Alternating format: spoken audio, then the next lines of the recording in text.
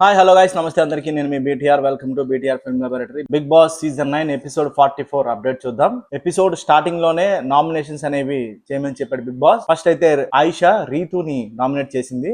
గట్టిగా ఇద్దరు ఆర్గ్యుమెంట్ చేసుకున్నారు, మామూలుగా కాదు. ఆయిషా కొన్ని వర్డ్స్ అనేవి చెప్పడం అయితే జరిగింది. ఏంటంటే నువ్వు లవ్ చేస్తున్నావు, లవ్ చేసుకోవడానికి ఇక్కడికి వచ్చావు, గేమ్ ఆడడానికి కాదు, ఇలాంటి స్టేట్మెంట్స్ ఆయిషా పాస్ చేయడం జరిగింది రీతు మీద. అలాంటి స్టేట్మెంట్స్ ఏమన్నా ఉంటే వాళ్ళకి పర్సనల్గా వెళ్ళి చెప్తే ఓకే.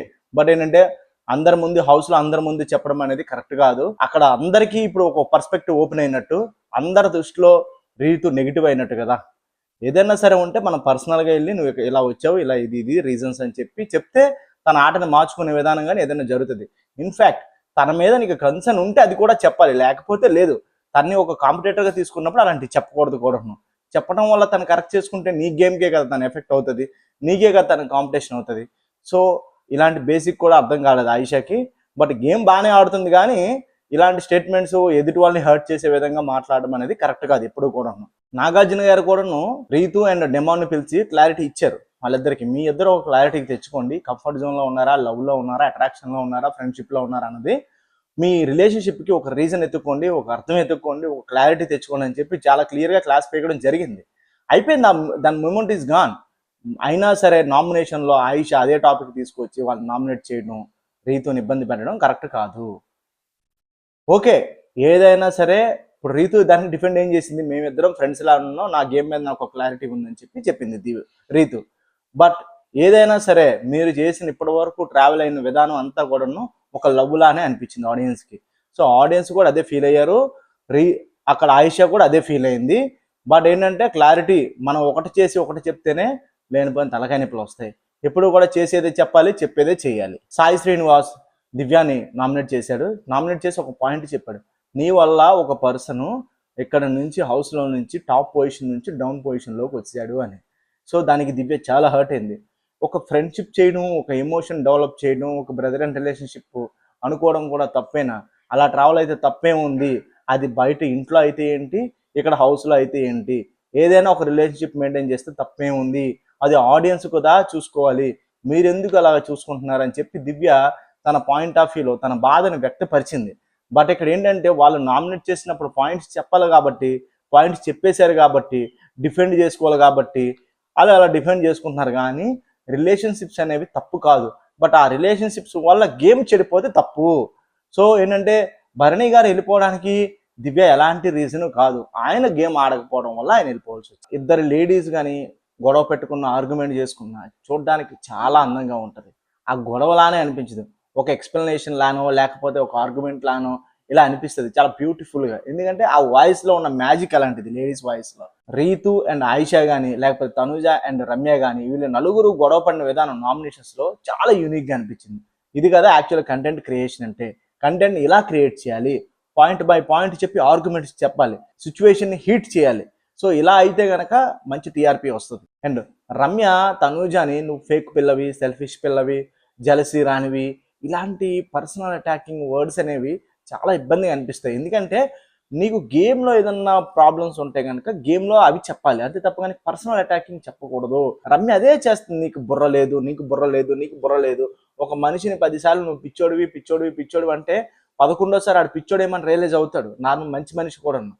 సో ఇప్పుడే కాదు ఎప్పుడు కూడా ఒక పర్సన్ని అలాగా రాంగ్ డైరెక్షన్లోకి నడిపించడం అనేది కరెక్ట్ కాదు. రాంగ్ డైరెక్షన్ వర్డ్స్ అనేవి కరెక్ట్ కాదు. రమ్య గారు ఇది ఎప్పటికీ తెలుసుకోలేరు, ఎందుకంటే ఆల్రెడీ బయట ఆవిడ ఫేస్ చేసింది ఇదే, ఇక్కడికి వచ్చి చేస్తున్న బిహేవియర్ కూడా అదే. ఆవిడ ఏంటంటే అసలు ఎదుటి వాళ్ళ మీద కనీసం కన్సర్న్ ఉండదు ఏంటంటే మీకు, నాకు అర్థం కావట్లేదు. రమ్య గారు ఇంత దారుణమైన మనిషిని నేను భూమి మీద చూడలేదు, మీ అంత దారుణం. డ్రామా క్వీను, ఫేక్ పిల్ల, సెల్ఫిష్ రాణి, జలసీ రాణి. తనూజ ఓకే, తన ఎమోషనల్, తను too much of emotional person. So Bharani గారితో ఒక ఫాదర్ అనే రిలేషన్షిప్ పెట్టుకుంది, లేకపోతే ఇంకెవరితో ఒక బ్రదర్ అనే రిలేషన్షిప్ పెట్టుకుంది, ఒక ఫ్రెండ్ అనే రిలేషన్షిప్ పెట్టుకుంది. తనకి వాళ్ళకున్న మధ్యలో ప్రాబ్లం కదా. నీకేమైంది? నీ గేమ్కి ఏమైనా అడ్డొచ్చిందా రమ్య?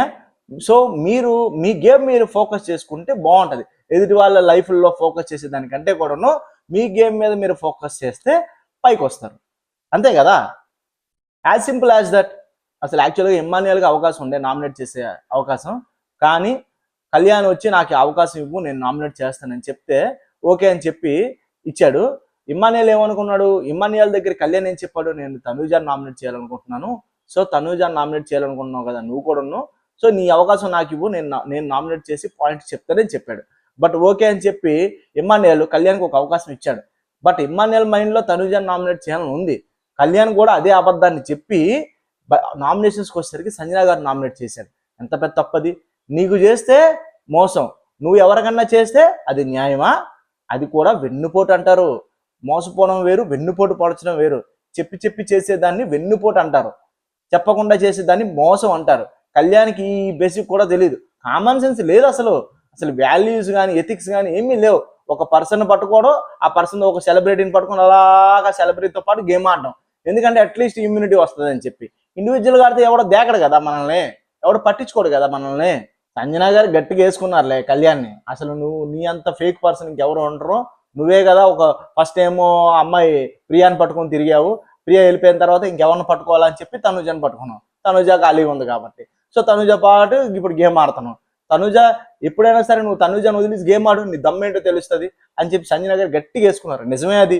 నామినేషన్స్ లిస్ట్ లో ఉన్న పర్సన్స్ ఎవరెవరు ఉన్నారంటే రీతు, సాయి శ్రీనివాస్, రాము రాథోడ్, రమ్య, తనూజ, కళ్యాణ్, దివ్య, సంజన. వీళ్ళందరూ కూడా ఈ 8 మంది కూడాను నామినేషన్స్ లో ఉన్నారు. ఇందులో ఎవరు సేఫ్ అవుతారు, ఈ వారం ఎవరు ఎలిమినేట్ అవుతారు అన్నది బ్యాలెన్స్ పెండింగ్ ఉంది. సో చూద్దాం, వీళ్ళల్లో ఎవరైతే బాగా ఆడుతారో, గేమ్ డెవలప్ చేసుకుంటారో ఈ వారం రోజుల్లో వాళ్ళు సేఫ్ అవుతారు. లేకపోతే ఇంటికి వెళ్ళిపోవడమే. కనీసం ఏవి కూడా ఉండదు. ఈసారి డబుల్ ఎలిమినేషన్ ఉంటుందేమో నాకు అనిపిస్తుంది మళ్ళీ, ఎందుకంటే టైం దగ్గర పడిపోతుంది, కంటెస్టెంట్స్ ఎక్కువైపోయారు. సో ఒక్కొక్కరిని పంపించేయాలి. సో ఇది గాయస్ ఈ ఎపిసోడ్ అప్డేట్. చూసారనుకుంటున్నాను, నచ్చింది అనుకుంటున్నాను. Thank you for watching. Like చేయండి, సబ్స్క్రైబ్ చేయండి, కామెంట్ చేయండి. నా వీడియోస్ ఎదుటి వాళ్ళ సజెషన్స్లోకి వెళ్తాయి. జై హింద్.